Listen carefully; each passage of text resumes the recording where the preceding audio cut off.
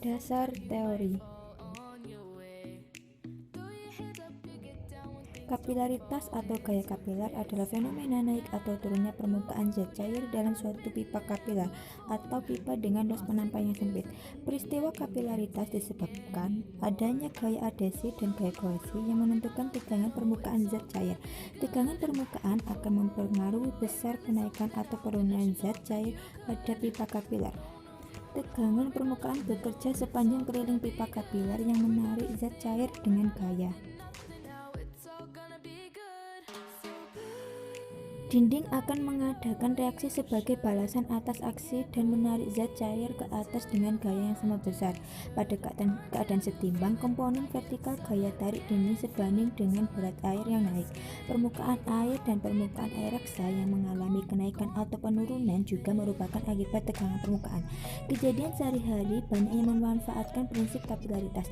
Peristiwa naiknya minyak tanah melalui sumbu kompor adalah peristiwa kapilaritas. Pengisapan air dan unsur hara oleh tumbuhan melalui jaringan kapiler merupakan peristiwa kapilaritas. Hal lainnya yaitu pengisapan air oleh kertas atau kain juga merupakan peristiwa kapilaritas.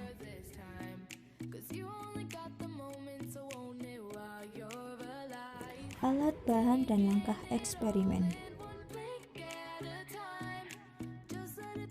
Berikut alat dan bahannya. Pertama yaitu pewarna makanan, yaitu ada hijau, merah, dan kuning. Yang kedua yaitu gelas plastik bekas 3, kemudian air, dan 3 buah tanaman sawi. Lalu ada pisau dan juga pengaduk. Berikutnya langkah-langkah. Pertama, siapkan 3 gelas plastik botol, kemudian beri air pada ketiga gelas tersebut. Pastikan semua ukuran air pada gelas tersebut sama.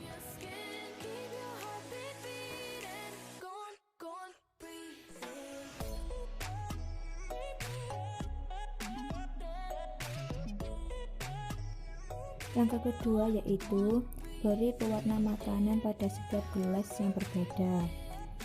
Pertama, warna hijau, tuangkan secukupnya saja.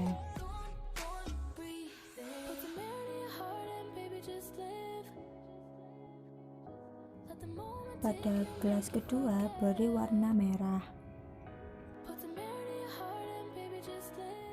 Pada gelas ketiga, beri warna kuning. Di situ kelihatannya seperti warna oranye, namun jika kita celupkan itu adalah warna kuning.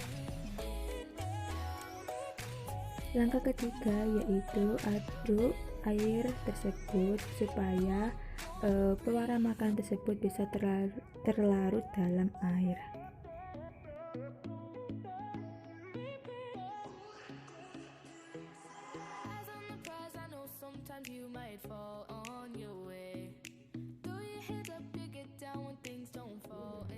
Setelah selesai mengaduk, pinggirkan dulu larutan tersebut. Siapkan 3 sawi, kemudian potong ujung akar sawi supaya kita dapat mengetahui fungsi dari silem pada tumbuhan.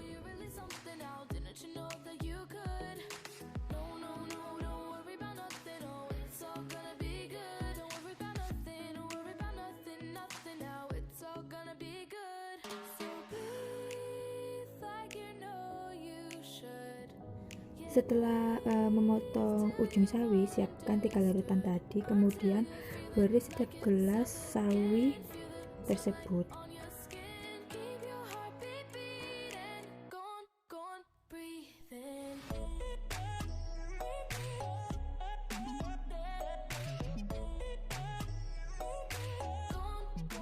Oke, selanjutnya kita tinggal tunggu beberapa jam.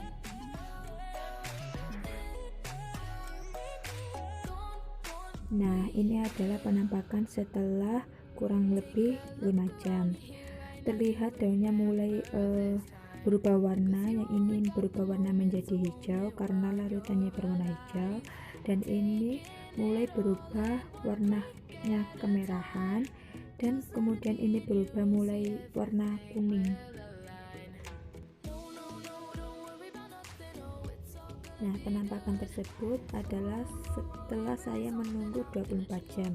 Untuk larutan yang berwarna hijau, sawinya berubah menjadi hijau dan sudah kelihatan warnanya pada daun sawi mulai berwarna hijau, dan ini udah berubah menjadi warna merah. Dan yang gelas berlarutan warna kuning, sawinya berubah menjadi warna kuning. Pembahasan.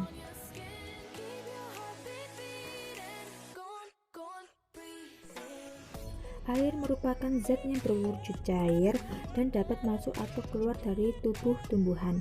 Air dapat masuk karena adanya perbedaan konsentrasi air. Dalam eksperimen tersebut, sawit dapat masuk dan naik karena terdapat pembuluh silem walaupun akarnya sudah dipangkas sebelum dimasukkan ke air. Hal ini dikarenakan adanya kapilaritas pada batang. Pada saat air masuk ke dalam pembuluh silem batang sawi, air akan mengalami gaya adhesi yang lemah antara molekul air dan molekul pembuluh, sedangkan gaya kohesi antara molekul air dengan molekul air lainnya sangat kuat sehingga menyebabkan air dapat bergerak naik di sepanjang pembuluh silem.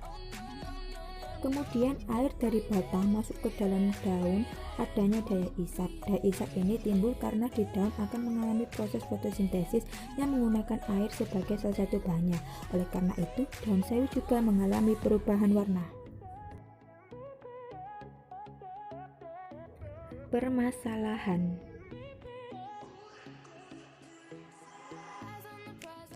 Dalam eksperimen ini, tumbuhan juga memiliki langkah-langkah untuk mencerna suatu zat seperti manusia saat makan sampai mengeluarkannya sebagai kotoran. Demikian pula dengan tumbuhan, suatu zat seperti air dapat naik hingga daun dikarenakan adanya kapilaritas batang. Video ini bertujuan untuk mengetahui bagaimana tumbuhan menyerap air dan air dapat naik sampai daun yang digunakan untuk berfotosintesis. Jadi permasalahannya yaitu sebagai bahan ajar edukasi bagi semua orang, bagaimana tumbuhan dapat menyerap air dan dapat naik sampai daun, karena kita tidak bisa melihat secara langsung bagaimana perpindahan air pada tumbuhan. Terima kasih telah menonton video saya. Semoga mudah dipahami dan terinspirasi dalam pembelajaran bab ini. Bila ada salah kata atau apapun mohon dimaafkan. Wassalamualaikum warahmatullahi wabarakatuh.